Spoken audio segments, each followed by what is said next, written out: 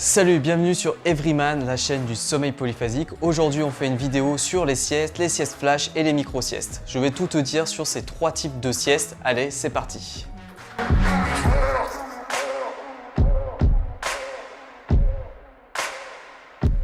Alors, pour moi, il existe trois grands types de siestes. Il y a la sieste traditionnelle qui va durer environ 90 minutes, c'est le grand cycle de sommeil, la micro-sieste qui va durer environ 20 minutes et la sieste flash qui va durer quelques minutes, voire moins d'une minute et qui va permettre juste de donner un coup de fouet. Alors, si on doit préciser un petit peu plus chaque type de sieste. Donc si on prend la plus courte, la sieste flash, celle qu'on va pouvoir caler partout quand on a vraiment un coup de barre, on a besoin de vraiment d'un coup de fouet et qu'on ne peut pas forcément dormir, pour pouvoir la faire à son bureau, assis tranquillement dans son siège, il suffit juste d'avoir un bureau ou une table et on va pouvoir réaliser sa micro-sieste. Elle va consister tout simplement à fermer les yeux et se reconcentrer sur sa respiration.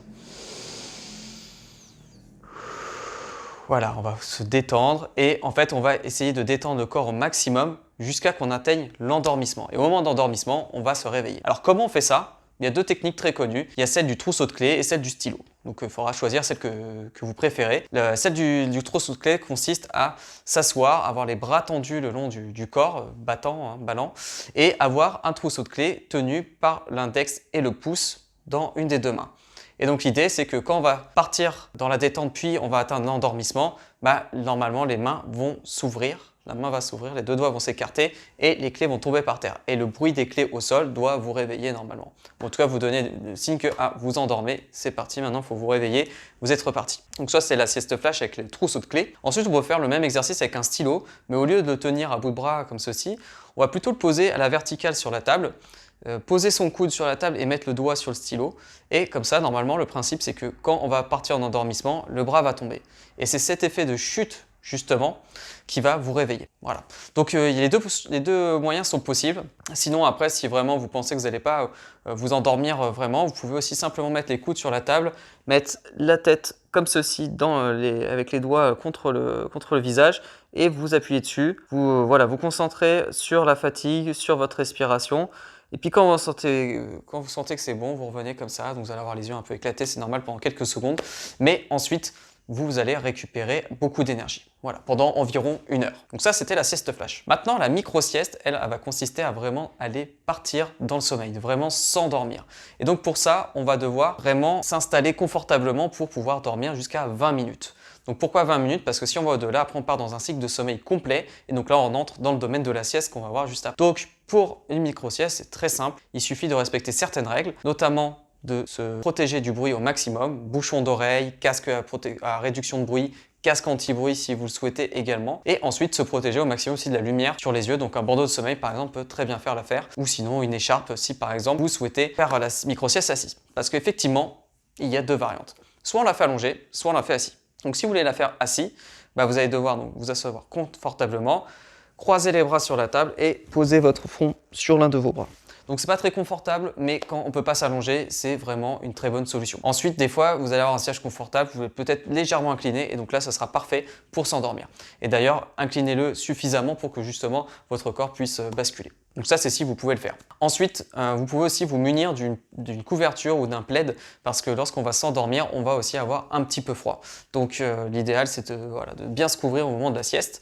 Et enfin, dernier accessoire, mais cette fois-ci indispensable, ça va être un timer. Un timer réglé sur 20 minutes maximum pour être sûr de ne pas partir dans le cycle de sommeil. Et si au bout des 20 minutes, vous n'avez pas dormi, c'est pas grave. L'idée est simplement déjà de se recentrer effectivement sur sa respiration et de détendre le corps. Comme dans une méditation de pleine conscience, on va essayer de faire redescendre le corps dans un niveau de conscience le plus bas possible et si vous êtes fatigué, normalement vous allez vous endormir. Si vous ne vous endormez pas, c'est que votre corps n'en a pas besoin. Ou bien vous avez trop de préoccupations, vous êtes trop tendu et donc dans ce cas-là, vous aurez simplement permis à votre corps de se détendre et donc de se régénérer tout de même. Voilà, donc ça c'est pour la micro-sieste et c'est vraiment ce que j'utilise le plus dans le sommeil polyphasique parce que ça permet à la fois d'atteindre du sommeil profond et du sommeil paradoxal. Vous allez rêver quand vous allez dormir dans une micro-sieste. Vous avez l'impression que vous avez dormi des fois 1 heure alors que ça a duré que 10 ou 15 minutes. Et ça a l'avantage de se caler un peu partout dans la journée. 20 minutes, c'est quasiment faisable n'importe quand et quand on est sur un format de 10 minutes, encore plus. En revanche, ce qui pose souvent problème quand on dit oui, je ne peux pas dormir la journée, c'est parce qu'on pense à la sieste de 90 minutes. Alors c'est vrai que 90 minutes, c'est pas très simple à caler dans une journée et en plus, il va falloir la caler le plus tôt possible dans la journée, au maximum début d'après-midi. Pourquoi ? parce que sinon ça va décaler votre sommeil de nuit. Effectivement, quand vous allez faire un cycle de sommeil entier en pleine journée, forcément votre corps va être très ressourcé et donc va vous engager très longtemps dans la soirée avec beaucoup d'énergie. Et donc vous ne trouverez pas le sommeil avant une heure tardive, à mon avis pas avant minuit. Et ça peut même être plus tard pour certaines personnes. Donc à vous de tester, mais faites attention là-dessus à ne pas la faire trop tard. Au-delà de 15 heures, à mon avis, ça sera un problème. Donc voilà ce que j'avais à dire sur les siestes, c'est l'essentiel de ces trois éléments-là. Donc sieste flash quand on a vraiment un coup de fatigue occasionnel. Micro-sieste, c'est vraiment pour venir restabiliser son sommeil essentiellement. Et la sieste, c'est vraiment quand on n'est pas bien, on a besoin de récupérer, on est malade, on est très fatigué, ou on se repose le week-end ou en vacances, on a fait un gros effort physique aussi, voilà, pour récupérer. C'est vraiment, la sieste là, c'est vraiment pour récupérer quand on a une grosse fatigue.